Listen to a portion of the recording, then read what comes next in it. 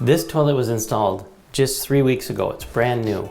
Obviously, we've got some water issues here, and we're going to find out now how to solve those water issues.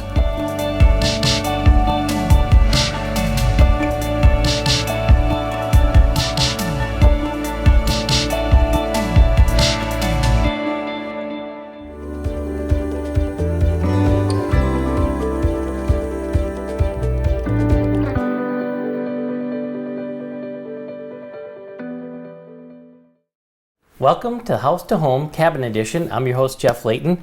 Now, we showed you what can happen in as little as a couple weeks to a brand new toilet with some, I don't know if it's hard water, but I've got the water expert here, Chris, from Aquarius Home Services. And Chris, I think we have a bit of a water issue here, or a water problem. Is that fair to say? It's fair to say, yeah. There's some staining in your toilets, and it looks like there are some water issues. The damage happens quick, and if it's not very apparent, you really don't notice it. Right. Exactly. Okay, so we want to learn about the services that you provide as far as the water goes, and water conditioning, and tell us a little bit of the process that we're going to go through, and you're going to test our water and tell us what is all happening. Yeah, so what I'm going to do is I'm going to take the raw water that is basically coming from your well. I'm going to do a series of tests on that, hardness, iron, TDS, certain things that give me an idea of what is needed to treat the water. Cool, and so we're going to find out what's in it right now. Yeah, absolutely. All right. So let's start with the hardness test. What I do here is I have a little tube that is equal to 1 gallon of water for the chemicals that I'm going to put into it. Okay. Now, just to make sure there's no contamination, what I'm going to do is I'm going to rinse both the mixing bowl here and the tube. Make sure that there's no contaminated water left over from anything else. And then I take this, give this one more rinse, and then I'll put this in our little mixing bowl. So now what I do is I take a series of 3 chemicals. The first one is just a buffer. That's going to prepare the water for the next 2 that we put into it. So it's basically going to isolate the metals and minerals in your water. So the dye will, in fact, change a color when we need it to. Okay. So what we're going to do is take 3 drops of this. 1, 2, 3. So this is an indicator dye. This is going to tell us whether you have soft or hard water. Now, soft water is just water that is an absence of minerals. So there's not going to be any rocks or anything left over in it. If you have hard water, that means that there's just something in the water that can be taken out. Good indicator is if this water stays red, that means you have hard water. If it turns blue, then we don't have to do anything. You already got soft water. Okay. All right, so let's see what we got. Something tells me it's not going to turn blue. Well, with that iron in that toilet, you never know. But let's just see what we got. 1, 2, 3. Perfect, and then we'll give it a little swirl. And as you see, it stayed red. Yeah. So now we get to see how hard it is. So when we figure out how hard water is, it's measured in something called grains. Grain is just a unit of measurement. If you want to think of something, an aspirin, just a normal size aspirin weighs about 5 grains. So if you have 5 grains of hardness in a gallon of water, that means you have a rock the size of an aspirin dissolved in every gallon of water going through your home. Interesting. So anything over 10 is considered extremely hard. Yeah, I would think I'm going to be on that upper end of between the 5 and 10. 5 and 10? Okay. Yeah. Well, let's see what we got. So this third one is kind of like a chemical water softener. So this is something like Johnson & Johnson, all the big companies put in like their lotion, soap, stuff like that to treat the issues that we have with hard water. Okay. So what we're going to do is we're going to put a drop in, and every drop is equal to 1 grain. Okay. So you said you were between 5 and 10, right? Yeah. So we'll go 1, 2, 3. Give it a swirl. 4, 5, 6. We're still red at 6. 7, 8, 9, 10. So we're at 2 rocks the size of an aspirin already. For a gallon of water. For 1 gallon of water. All right. So we were at 10, right? 10, yeah. All right, so 11, 12, 13, 14, 15, 16, 17, 18, 19, 20. Holy cats. So we're not quite there yet. Though, it's lightening up a little bit. So what's the 21. worst you've ever seen? I can't even tell you. We're at 23, 24, 25, 26, 27, 8, 9, 30. Oh, we see some change. Oh, yeah. 31. And so, well, now it's like a dark, kind of turning dark purple to... Now we got blue. That's so your blue. This is our soft water. So you Wow. have 31 grains of hardness in your water. So that's the hardness. Now what Okay. we're going to do is the iron test. So the iron test is a similar test where we're going to be using the raw water. I'm just going to rinse this out again. Now this one we use a couple of different test tubes. Now these we just fill with raw water, and then I take one of them and put a chemical agent into. That's going to give me an indication of how much iron you have in the water in this area. Now, hardness and iron are a little different, but they still carry things with them. Iron's a little heavier, so that's why we do a separate test for it to figure out how much iron is actually in the water. So you've done a few of these tests before? One or two. All right. Now this is just what we call an iron pillow. So this is just a chemical powder that we're going to put into the water. And depending on how much iron is in the water, it's going to turn it a shade of orange. Okay. So the darker the orange, the more iron is in the water. Okay. And then do you have a scale you can compare that to as far as the darkness? I do actually. There's a little Okay. dial in here that I'll show you in 1 second on this little measuring device. That's going to give us the exact parts per million of how much iron is in the water. Okay. So we got our little tube here. Now we're going to take the packet and put it in there. Watch it dissolve a little bit, give it a little swirl. What I'm going to do now is just kind of test for the iron, because it can be a combination of things. Okay.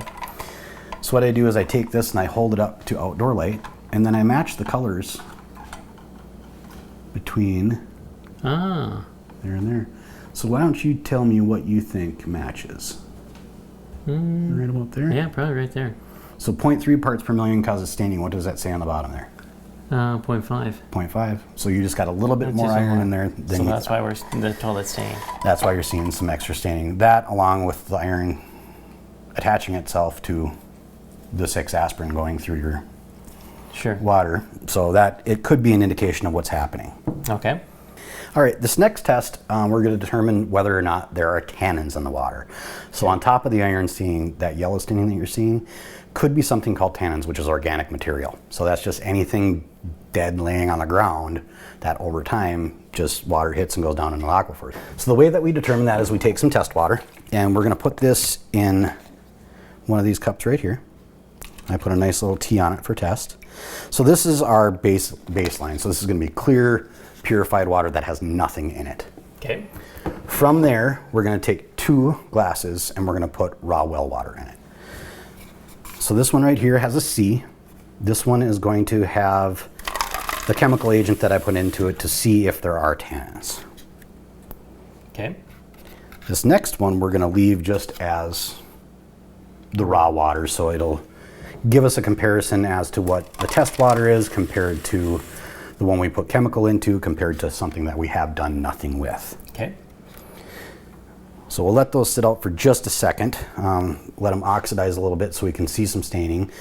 While we're doing that, what I'm going to do is I'm going to test for nitrates. So this nitrate test, these 2 are the well water. Now I just take a litmus test right here. This strip right here, and I put it in here and I swirl it around for a couple seconds. Let it out and sit on this towel here. Now if that changes color to a red or a pink, that indicates that you have nitrates in your water. Another test that I'm going to do right now, that's called a TDS test, or total dissolved solids. Okay. Now, we talked about the hardness where you had 31 grains in it, right? Yep. Well, the TDS is just a measurement of all of that, but it's going to give us an indication of what is actually in the water. Okay. So when you have reverse osmosis water or treated water, the test water is going to come out and it shouldn't have hardly anything in it. So right here, the top 2 numbers right there are going to be the amount of parts per million of TDS. The ones on the bottom there, that's just the temperature of the water. So that's not very important. So when I put this in here, can you read to me what the 2 numbers go to? Okay, so they're still at 0, 0. Okay, so your reverse osmosis water is reading nothing in it at this point. Okay. Now what we're going to do is we're going to go to the well water. So this one has no chemicals in it at any point right now. But when we put it in there, tell me what that goes to. Wow, it shot right up to 26. And then the bottom, well, the bottom is just the temperature. Oh, now it's 27. Yeah, that's actually 270. Oh, 270. So it went from 2 to 3. I thought there was a decimal in there. No, that's just 270. Oh my gosh, now So, 280. Right? Okay. So that's just the amount of particles in the water, just something in the water. Doesn't mean it's good or bad for you, doesn't mean it's in any way harmful. It's just an indication of what TDS what is. you're against. So this is what your working water is going to be. You don't have to do this to the refinement of the water that goes into your body. Okay. So when you're doing dishes and laundry, the TDS doesn't really matter because that's going to have iron-free, hardness-free water. But when you go to actually consume the water, whether it's coffee, tea, juice, just drinking regular water, ice cubes, whatever that may be, you're going to want a better quality of water. You don't want all the TDS in it. So what I'm going to do is I'm going to move these glasses right over here. Okay. And as you can see by the light, they're all pretty clear. But what we're going to do is we're going to take this little rust remover. Now this should eliminate any iron that is in the water chemically, just like standard treatment does. You take an iron out salt that has a chemical in it and basically treats the water that way. So we're just going to put it in the middle one here. And what we watch for is any tint or clouding in that center glass to indicate whether or not there are tannins present. Okay. So as you're looking at that, do you see any change in the water between this one, and this one? Not yet. Okay. So sometimes you see it, sometimes you don't. But what I do want to make you aware of is at some point, because you live next to a lake, and most cabins are next to lakes, at some point your water can change. So if you have low water year, high water year, anything like that, at some point tannins may become present because of course the water is going to fluctuate up and down, grab more stuff, it may bring stuff into the aquifer. So it's showing that there aren't any here right now, but just to make you aware, at some point if you do see yellow staining coming through, it could be tannins. Okay, so you don't see anything either, right? I don't see a little bit of clouding in there, but this one is a little bit darker, and this one's totally clear. That one definitely is totally clear for sure. Yeah, so there's just a little clouding here. Very, very, very low chance of having tannins at this point. For this next test, I'm going to have you do it. All right. So what I'm going to have you do is I'm going to have you take this Kinetico test water, and I want you to fill this glass to the line at the bottom of the Kinetico there. Okay. So we can do that. So this is our pure water again. That is your test water, yeah. All right.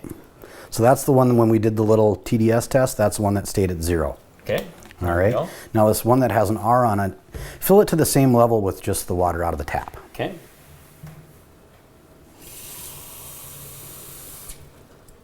Perfect. Okay. All right. Now what I'd like you to do is take both of those glasses and put them in your microwave for about 1.5 minutes. Okay.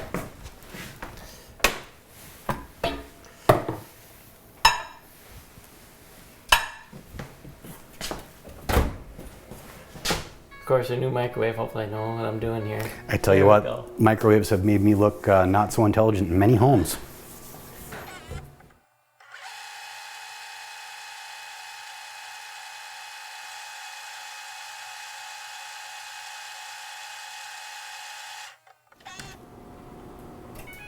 Perfect. Now what I want you to do is grab those glasses, grab them around the bottom so you don't get too hot, and I want you to set them right over on those white towels over there. Okay, they are toasty. Perfect. All right, so we got the pure water, and there's the raw water. All right. Now I'm going to have you open up these two just regular tea bags. Okay. And I want you to put one in each and let them steep. Now what you're going to notice, and the reason that we had you heat up the water is because when you heat water up, the minerals separate from the water. So you can, like a water heater, it heats up the water and all the rock inside that is going to fall to the bottom. That's why they have you empty your water heater once a year. So when we heat that water up, we've separated the minerals in the water, and now the tea, which is organic, like the tannins we were talking about earlier, it's just dead vegetation, right? Yep. So any minerals that are in the water, the tea is going to physically stick to. So as you see these getting a little wet there, what I want you to do is go behind them and steep them up and down a couple times.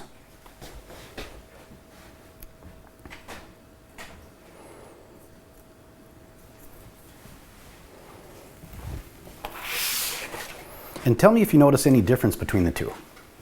Well, this one, for some reason, has a bit more film in it, but it's definitely a darker, definitely darker.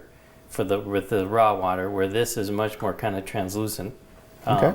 kind of the golden So the tea. look. So if you're looking at how the tea is represented on the box, Yeah, which one do you think follows definitely, that because more? it's that translucent, where this, you can't see through it. It's really dark. Yeah. So what that's representing is that those tannins of the tea leaves are physically sticking to the TDS in the water. So working water, consumption water. Wow. So what would you rather put in your body? Look at, I mean, this almost looks like coffee. Go ahead and give it a smell and a taste.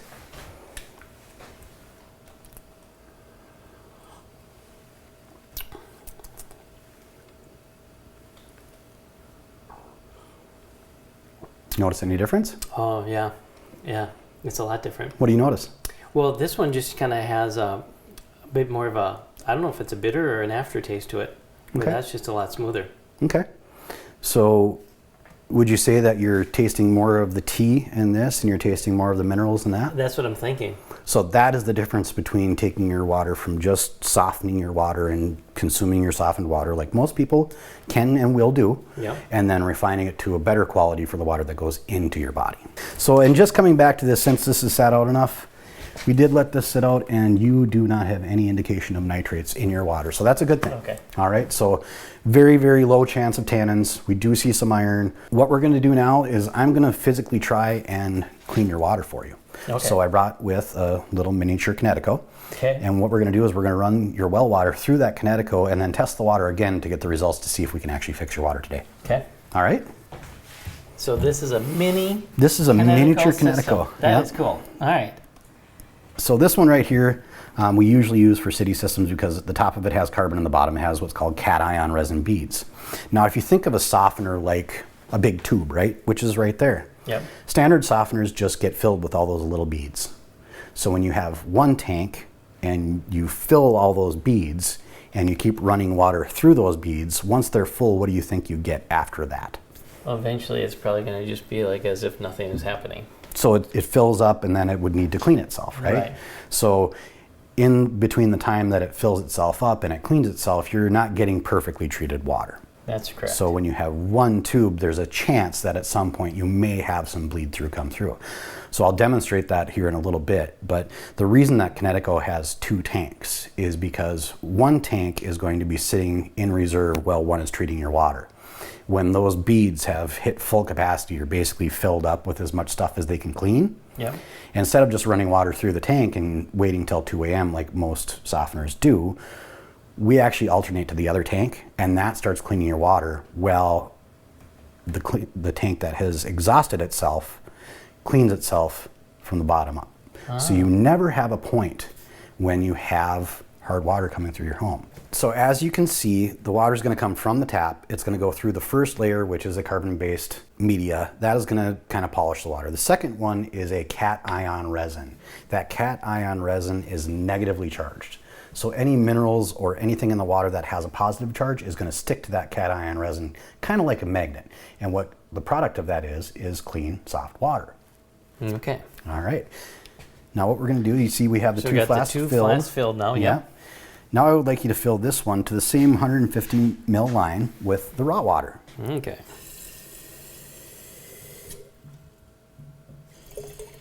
Perfect. If you just want to set those next to each other. Okay. Now what I have here is something called Castile Soap or pure soap. Now the reason I use that is because it doesn't have any of those chemical water softeners that I was talking about earlier in that number 3 bottle. Okay. So this is just a purified soap. Now the reason we use this is because there's nothing in it to soften the water. It is just a pure soap. So what we're going to do is we're going to put 4 drops of each. 1, 2, 3, 4. 1, 2, 3, 4. 1, 2, 3, 4.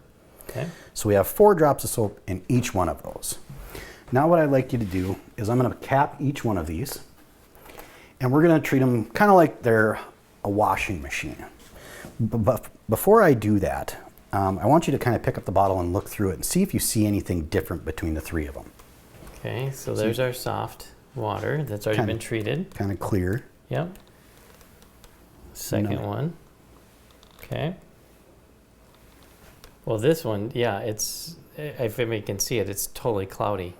Actually almost stringy. Kinda, right? With the soap in there, beyond cloudy. It's actually pretty solid. So what does soap do?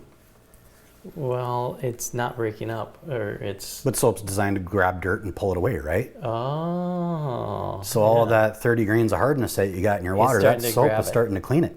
So when you're taking a shower, you got dirt on your skin, you take soap, you put it on your skin, you wash it off, and then you rinse yourself off with water. So if you have hardness in your water and you have that happening, as soon as you put soap on your skin, you're getting that. And then you go to rinse that soap away with water that has that quality. So what is the end product of that? You're going to have that left on you, right? You're going to have a small film, just a film of something. So what I'd like you to, something. just whatever it is, the hardness, TDS, whatever that may be. So I'm going to take one, and I want you to grab the other two. Now it's very important to keep your finger on the top. Kind of grab it like an hourglass here, and I just want you to shake it this way. Okay. Kind of give them a good shake so they get some suds in them. All right. Do you notice any difference in the three? Well, yeah, virtually no suds, and then you got a lot of suds. You did a little better job shaking than I did. I had more water. Yeah. But yeah, lots of suds. So lots of suds. So since there's nothing in the water, the soap is allowed to do its job. So if you start with soft water, you don't have to add any chemicals to it in order to get rid of the hardness in your water. You have clean, soft water, so you can use less soap to get the same job done because you're not cleaning your water first. Right. So that translates into how the Kinetico works as well. We actually take clean water and put it in our brine tank. So when you're cleaning your media with salt in it and it's regenerating itself, you're starting with this water instead of this water. Now, just in comparison, what happens if you don't get suds in your dishes? What do? You put more soap You in. more soap, right? Yep. So these we put 4 drops each in.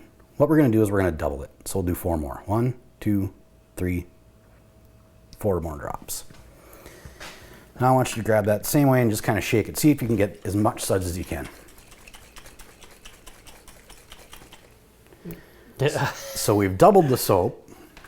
And virtually nothing. It's still nothing, right? So again, this is the pure the soap. Yeah, it's still cleaning the water. Let's just do it one more time. 1, 2, 3, 4.